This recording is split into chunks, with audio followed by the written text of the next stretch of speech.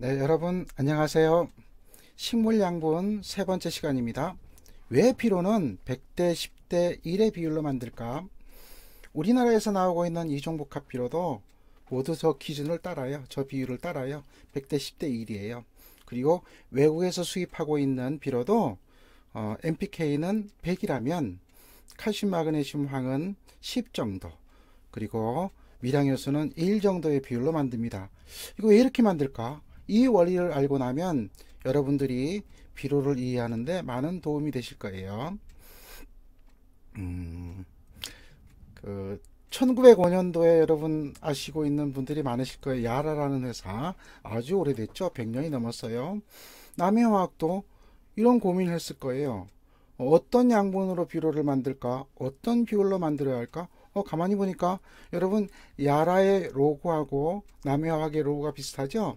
야라는요 바이킹 배예요. 남해화학은 거북선이죠. 이런 모든 회사의 고민이 어떤 과정을 거쳐서 어떤 비율로 만들었는지를 설명해 드리도록 하겠습니다. 비료의 시작은요 리비라는 사람부터 시작했다고 할 수 있어요. 왜냐하면 이분이 1840년도에 최소 양분율이라는 것을 주장을 했거든요. 즉 어떤 식물이 자랄 때 거기에 있는 가장 작은 양분에 의해서 생산량이 결정된다는 거예요. 그리고 약 100여 년 동안 연구가 수많은 학자들에 의해서 연구가 진행이 되면서 1950년도쯤에 나머지 미량요소에 대한 연구도 다 완료가 되었죠. 다시 말하면 우리가 쓰고 있는 비료에 대한 것은 거의 1950년대에 연구가 끝났다고 할 수 있어요. 수많은 학자들이 이런 연구를 했죠. 이런 여러 가지 양분을 갖고 포트 실험도 하고 포장 실험도 하면서 오른쪽에 나와 있는 아주 복잡한 표처럼 대학 교재에 많이 나와 있는 거거든요. 양분은 어떤 형태로 흡수될까? 기능은 뭘까? 이게 복잡한 내용인데요. 이 내용이 16개거든요. 양분이요. 식물에 필요한 양분을 일단 16개로 정했어요. 그 중에 탄소, 수소, 산소는 자연에서 공급되기 때문에 비료로 공급하지 않아요. 그리고 염소는요. 밑에 있는 염소는 자연에 아주 많기 때문에 빗물에도 많고 지하수도 많거든요. 강에도 많아요. 많기 때문에 비료로 공급하지 않고 12개의 성분만 양분만 비료로 공급하기 시작했습니다. 그 양분의 기능을 요약해서 설명해 드릴게요. 앞으로 제가 비료를 설명할 때 자주 인용할 자리이기 때문에 여러분 잘 이해해 두세요. 질소는 크게 만들어요. 인산은요 힘하고 에너지예요. 차로 말하면 배터리 같아요. 칼륨은 단단하게 만들어요. 마그네슘은 광합성을 잘하게 하고 당도를 높이는 기능을 갖고 있습니다.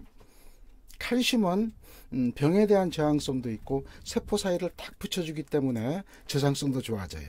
황은 색깔이나 맛이나 향에 도움을 주는 기능을 갖고 있습니다.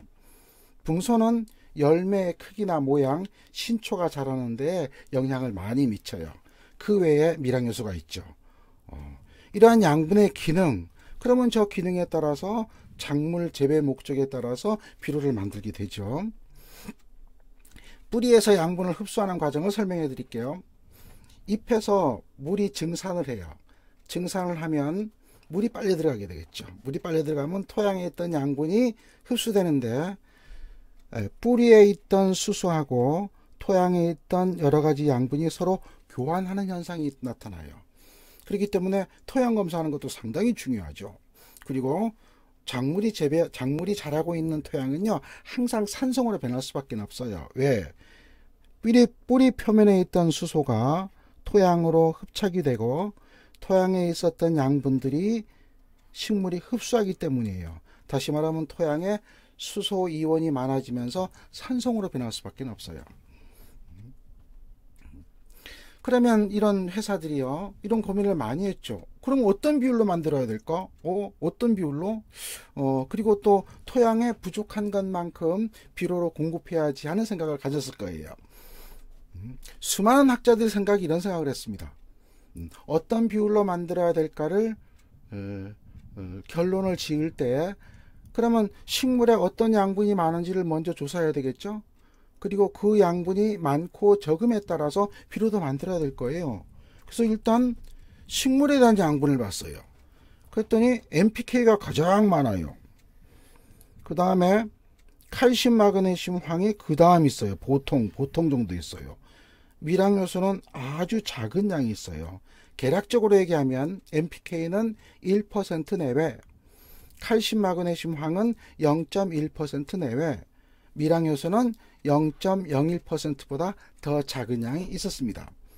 그러면 이것을요, 다시 양분 중에서 가장 작은 몰리브덴을 기준으로 해서 미량 요소를 봤더니 몰리브덴보다 한 수천 배 있는 거예요. 그리고 칼슘, 마그네슘, 황은 수만 배 정도 있는 거예요. 그리고 NPK는 수십만 배가 있어요. 이것을 계략적으로 설명을 해보면 NPK가 1이라면 칼슘, 마그네슘, 황은 NPK의 10분의 1, 미량에서는 칼슘, 마그네슘, 황의 10분의 1이 있는 거예요. 그러면 대충 얘기하면 100대 10대 1의 비율을 갖고 있는 거죠. 이제는 식물에 대한 양분이 어떤 게 많고 어떤 게 적은지를 알게 되고 또 비율도 알게 된 거예요. 그래서 비료를 만들 때 이렇게 일한 거죠. 그러면 비료를 만들 때 이렇게 만들면 좋겠구나 거예요. NPK는 10 내지 30%,